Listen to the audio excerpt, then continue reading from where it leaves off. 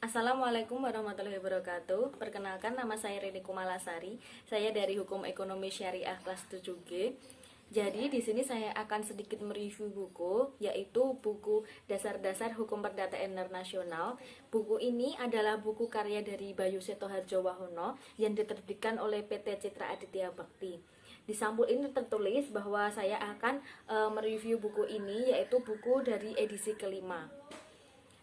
Menurut saya, buku Dasar-Dasar Hukum Perdata ini adalah buku yang sangat efisien dan mudah, apalagi untuk pembaca pemula. Hal ini dikarenakan di dalamnya itu tertulis dengan kata-kata yang sederhana dan mudah dicerna. Jadi, untuk mahasiswa seperti saya yang akan mempelajari tentang hukum perdata internasional, buku ini sangat cocok untuk dibaca, sehingga kita sebagai mahasiswa itu bisa dapat lebih mengerti bagaimana materi dari hukum perdata internasional.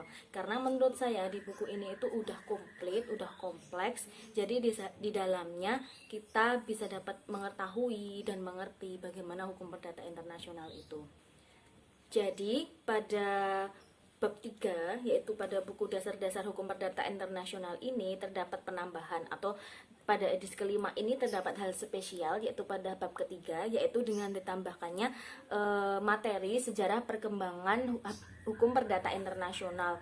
Hal ini menurut penulis itu sangat penting dikarenakan materi sejarah perkembangan hukum perdata internasional ini biasanya hanya disisipkan, tapi pada buku ini khusus oleh penulis itu ditulis langsung pada bab ketiga. Dan menurut saya sendiri, dengan ditambahkannya materi sejarah perkembangan hukum perdata internasional ini, saya jadi lebih mengerti bagaimana atau sejarah munculnya hukum perdata internasional di Indonesia.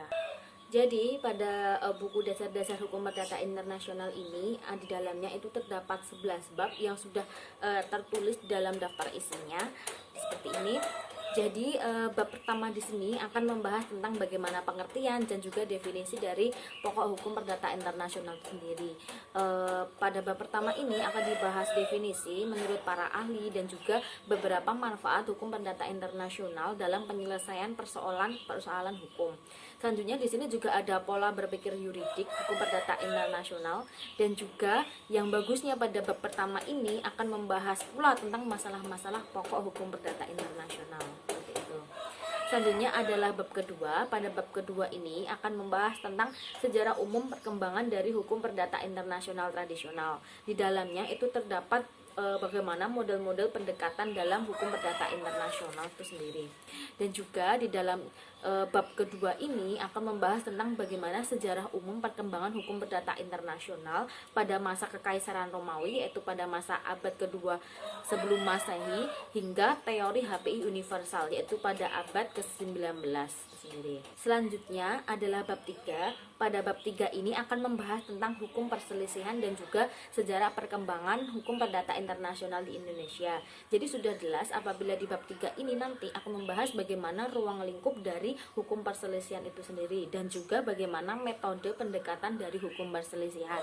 Selanjutnya yang spesial dari bab ketiga ini seperti yang sudah saya jelaskan di awal, bahwa di dalam bab 3 ini terdapat sejarah perkembangan hukum perdata internasional di Indonesia yang secara spesial hanya ada pada buku edisi kelima dari buku Dasar-Dasar Hukum Perdata Internasional itu sendiri.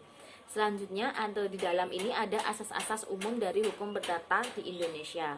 Selanjutnya adalah bab keempat. Di dalam bab keempat itu sendiri akan dijelaskan beberapa pranata tradisional hukum perdata internasional yang di dalamnya terdapat titik-titik taut dalam HPI. Itu tuh apa saja, seperti itu.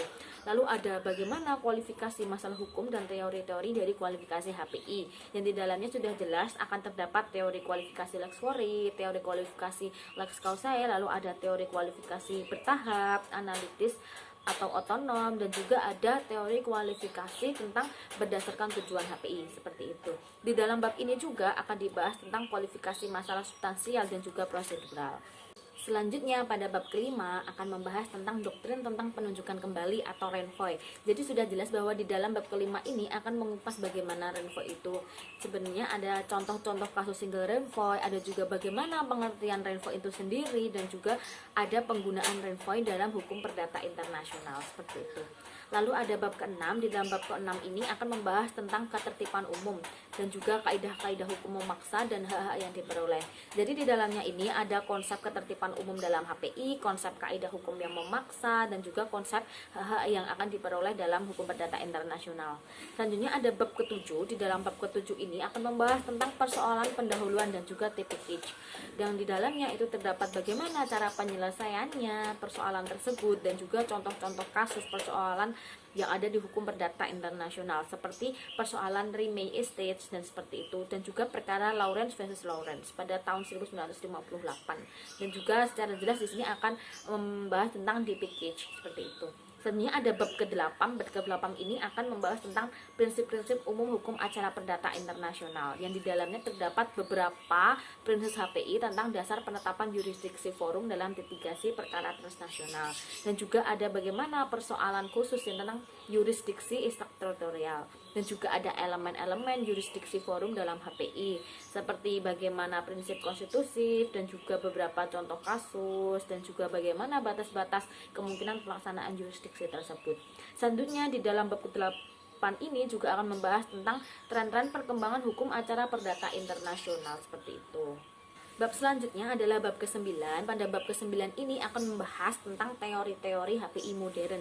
Jadi semua teori HPI modern ini akan dibahas dan dikupas pada bab ke-9 ini. Yang pertama itu ada pola perkembangan teori-teori modern seperti teori statuta modern, teori HPI internasional, teori teritorial, teori hukum lokal atau the local law theory, dan juga ada teori analisis kepentingan negara, dan juga beberapa varian teori analisis kebijakan. Di dalam bab ke-9 ini juga ada pendekatan the second assessment of conflict of laws, dan juga ada teori choice influencing consideration, dan juga teori keadilan. Jadi menurut saya pada bab ke-9 ini akan dikupas atau akan dibahas secara tuntas tentang bagaimana teori-teori yang ada pada HPI modern tersebut. Selanjutnya adalah bab ke-10, di mana bab ke-10 ini nanti akan membahas tentang asas-asas hukum perdata internasional dalam bidang hukum keperdataan. Jadi pada bab ke-10 ini akan membahas bagaimana kaitan antara hukum perdata internasional dengan hukum keperdataan yang lainnya. Di sini akan dibahas tentang asas-asas HPI tentang subjek hukum. Jadi bagaimana kaitannya hukum perdata internasional dengan subjek hukum. Lalu ada juga asas-asas hukum perdata internasional dalam hukum keluarga. Jadi dia akan membahas tentang kaitannya HPI dalam hukum keluarga seperti perkawinan dan juga perceraian seperti itu. Lalu ada asas-asas hukum perdata internasional dalam hukum benda, dan juga ada asas-asas hukum perdata internasional dalam hukum perjanjian seperti the proper law of contract seperti itu. Lalu selanjutnya ada asas-asas HPI tentang perbuatan melawan hukum atau tort seperti itu. Lalu ada asas-asas HPI tentang hukum pewarisan seperti itu. Jadi di sini ke bab 10 ini akan membahas tentang keterkaitan atau bagaimana sih kaitannya antara asas-asas umum hukum perdata internasional dengan bidang-bidang hukum keperdataan yang lainnya. Seperti tadi yang disebutkan bahwa terdapat subjek hukum, hukum keluarga, hukum benda, dan juga hukum perjanjian, dan juga perbuatan melawan hukum, dan juga hukum pewarisan seperti itu. Lalu selanjutnya atau bab terakhir ini ada bab ke-11. Dan bab ke-11 itu akan membahas tentang eksistensi dan prospek hukum perdata internasional di masa depan. Yang di dalamnya itu nanti terdapat hukum perdata internasional yang pada dasarnya bersifat nasional teritorialistik, dan juga ada harmonisasi hukum perdata internasional. Selanjutnya juga ada harmonisasi hukum dan lex migratoria baru atau awal pergeseran fungsi HPI. Jadi pada bab ini itu dibahas tentang bagaimana sih hukum perdata internasional di masa depan, apakah ada pergeseran ataukah masih tetap sama, bagaimana hukum perdata internasional yang bersifat teritorialistik ini, seperti itu. Jadi pada bab ke-1 dan juga pada bab ke-11 pada buku ini itu sudah jelas membahas tentang materi-materi yang berbeda atau materi yang sangat lengkap dan sangat dibutuhkan oleh mahasiswa yang sedang belajar hukum perdata internasional. Dan menurut saya buku dasar-dasar hukum perdata internasional ini memang benar-benar ditujukan untuk mahasiswa untuk belajar, karena di dalamnya itu sangat komplit. Seperti yang saya bilang bahwa buku ini itu sangat kompleks, sangat sederhana dan juga mudah dimengerti. Poin plusnya adalah mudah dimengerti dan juga di dalamnya itu terdapat catatan kaki seperti ini. Nah, catatan kaki ini untuk mahasiswa itu sangatlah berguna, dimana apabila mahasiswa itu membutuhkan sumber yang baru atau sumber baru tambahan untuk pengerjaan skripsi ataupun makalah, itu mahasiswa dapat mencari bagaimana sumber yang sudah tertera pada buku ini. Tetapi menurut saya pada buku ini terdapat sedikit kekurangan, di mana terlalu banyak kata-kata yang di bold atau didepalkan, dan juga ada banyak sekali kata-kata yang di underline atau di garis bawahi, karena menurut saya itu sangatlah mengganggu pada saat proses membaca seperti itu.